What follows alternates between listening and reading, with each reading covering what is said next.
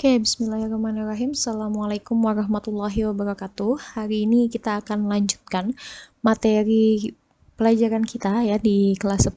Ini sebenarnya hampir masuk di bab terakhir ya. Kita mulai membahas tentang rumus kimia, lalu tata nama senyawa kimia, lalu kita masuk ke persamaan reaksi dan ke hukum dasar kimia. Oke, yang akan kita bahas di dalam video ini yang pertama adalah tentang rumus kimia. Ya, kalian pasti sudah sering ya mendengar tentang rumus kimia, kalian sudah banyaklah pelajari tentang senyawa-senyawa kimia, tapi belum pernah secara detail belajar apa sih yang dimaksud dengan rumus kimia. Nah, sebelum kita masuk ke rumus kimia, kita harus memahami dulu atau kita harus mengenali dulu apa itu lambang atom ya. Kalian di semester lalu sudah pernah belajar ya tentang lambang atom. Nah, lambang atom ini ditetapkan oleh IUPAC.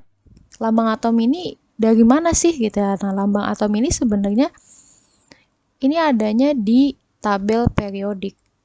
Ya, di tabel periodik itu semua unsur-unsur ya, atom-atom itu ditulis dalam bentuk lambangnya saja seperti ini.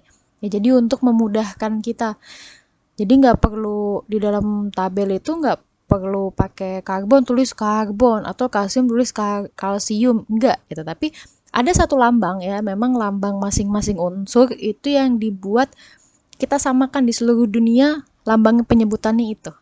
Gitu. Meskipun dengan nama yang beda-beda di setiap negara ya, kayak misalnya di Indonesia kalium ya, kita sebutnya kalium. Tapi kalau Inggris itu nyebutnya potasium. Beda. Tapi lambangnya di sini adalah K. Ya. Nah, lambang ini yang akan sama gitu di seluruh dunia, sama lambangnya tuh nggak beda gitu karena sudah ditetapkan oleh IUPAC, International Union of Pure and Applied Chemistry. Ini adalah gabungan ya dari ilmuwan-ilmuwan di seluruh dunia membuat satu kesepakatan tentang lambang-lambang, bagaimana kita menamakan suatu rumus kimia ya, gimana kita menamakan suatu senyawa, lambang yang kita pakai itu ditetapkan oleh IUPAC. Makanya nanti kalian ketika kita pelajari tentang tata nama baik di kelas 10, di kelas 11 maupun di kelas 12, itu akan ada pertanyaan nama IUPAC dari apa. Nah, itu berarti nama bakunya. Kenapa Bu ada nama baku gitu? Kenapa ada nama baku? Karena ada nama dagang atau nama trivial. Itu biasanya untuk senyawa-senyawa organik yang banyak digunakan oleh kita masyarakat ya. Seperti contohnya adalah etanol. Ya, etanol itu rumus kimianya C2H5OH. Nah, etanol ini ya nama IUPAC-nya adalah etanol. Tapi kita secara umum ya mengenalnya sebagai alkohol. Padahal alkohol sendiri itu banyak, nggak cuma etanol, metanol, etanol, propanol, dan seterusnya. Itu adalah alkohol. Oke, itu tentang IUPAC dan lambang atom. Sekarang kita lanjutkan ke rumus kimianya. Ya, jadi rumus kimia ini adalah bagaimana kita bisa, jadi ini adalah simbol ya, simbol dari suatu senyawa. Gitu. Misalnya ini kita lihat dulu. Contohnya adalah gas helium. Nah, gas helium kalau kalian lihat di dalam tabel periodik, helium ini adalah termasuk unsur golongan 8A ya. Unsur gas mulia. Golongannya 8A itu nama lainnya adalah gas mulia. Kenapa disebut dengan gas mulia? Karena dia stabil. Ya. Maka karena dia stabil, dia bisa berdiri sendiri. Yang dikatakan dengan stabil adalah dia bisa nih sendiri ketika dia dalam keadaan bebas, itu unsurnya aja. Itu dia nggak perlu berikatan. Karena kan ikatan ke suatu unsur membentuk ikatan kimia untuk mencapai kestabilan. Nah, dia udah stabil, maka dalam keadaan bebas dia dalam bentuk berdiri sendiri, tuh helium aja. Nah, ini gas helium memiliki rumus kimianya adalah He. Ya, kalian lihat sesuai dengan nama unsurnya He. Ternyata di alam ya, di alam ini secara bebas He itu sudah stabil, gitu, gas helium. Berbeda dengan gas oksigen. Ya, kalau gas oksigen itu rumus kimianya adalah O2. Ya, di alam nih, oksigen dalam keadaan bebas rumus kimianya adalah O2. Kenapa O2? Karena dia tidak stabil kalau sendiri. Dia lebih stabil kalau membentuk ikatan rangkap dua dengan atom oksigen lain. Ya, jadi oksigen itu lebih stabil dalam bentuk O2. Nah, ini ya, kalian akan menemukan banyak O2 ya, nanti ada N2, ada H2, Cl2. Biasanya ini gas-gas semuanya, F2, ya ada I2, Br2 di situ. Nah, ini namanya adalah molekul diatomik. Ya, ini namanya molekul diatomik. Ini dalam keadaan stabil ya, di alam nih secara bebas mereka bisa ditemukan gitu. Ditemukannya dalam bentuk molekul diatomik. O2, N2, H2 dan seterusnya.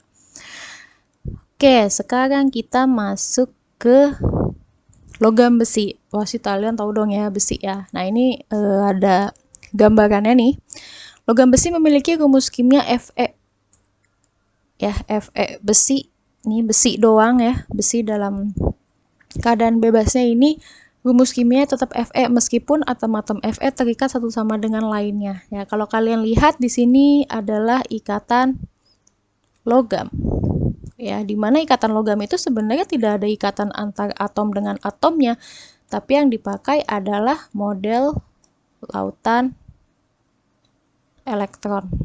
Ya, ini di materi ikatan kimia. Ya, jadi rumus kimia dengan materi ikatan kimia itu sangat berkaitan jelas. Ya, ini logam besi. Lalu ada yang terakhir adalah air. Nah, ini pasti kalian tahu nih. Tapi air ya, itu diberikan rumus kimia H2O. Karena setiap molekul air terdiri dari 2 atom hidrogen dan 1 atom oksigen. Ya, ini hidrogennya, ini yang besar, 1 adalah oksigennya. Jadi di dalam rumus kimia nih, ya, ini kan 2 atom hidrogen dan 1 atom oksigen. Angka yang kecil ya, angka kecil ini namanya adalah indeks. Nah, indeks ini menyatakan banyaknya suatu unsur, banyaknya atom unsur tersebut di dalam suatu senyawa. Ya, misal H2O berarti ada 2H disama 1 oksigen. Gitu, 1 oksigen. Ya, kalau misalnya ada FeCl2, berarti di sini ada 1 Fe dan 2 Cl. Seperti itu. Jadi indeks nih angka yang kecil di bawah ini menyatakan banyaknya atom dari unsur tersebut di dalam suatu senyawa. Nah, dia biasanya unsurnya dulu baru angkanya. H2O, berarti 2H dan 1 oksigen. Seperti itu. Nah, rumus kimia sendiri dibagi 2, ada rumus molekul dan rumus empiris. Nah, kita lihat nih apa sih bedanya rumus molekul dan rumus empiris ya. Kalau rumus molekul ini menyatakan jenis dan jumlah atom yang menyusun suatu molekul. Jadi secara keseluruhan. Tapi kalau rumus empiris ini adalah perbandingan mol unsur-unsur dalam senyawa, lebih sederhana daripada rumus molekul. Kita lihat perbedaannya di sini ya. Jadi sebenarnya unsur-unsur penyusun dalam suatu senyawa nih antara Rm dengan Re-nya tuh sama. Tapi bedanya adalah Rm itu lebih kompleks ya. Ini yang sebenarnya nih. Rumus molekul itu perbandingan yang sebenarnya. Jadi misalnya seperti ini. Kita bisa lihat di benzen ya, C6H6. Jadi C-nya ada 6, H-nya ada 6. Nah, rumus empirisnya ini perbandingan antara C dengan H dalam angka yang paling sederhana. Ya, kayak ini kan C-nya 6, H-nya 6, berarti kita bagi aja 6, berarti C-nya 1, H-nya 1. Rumus empirisnya CH. Seperti itu. Kalau asam cuka ya, CH3, COOH di sini. Berarti kan C-nya ada 2, ya nggak?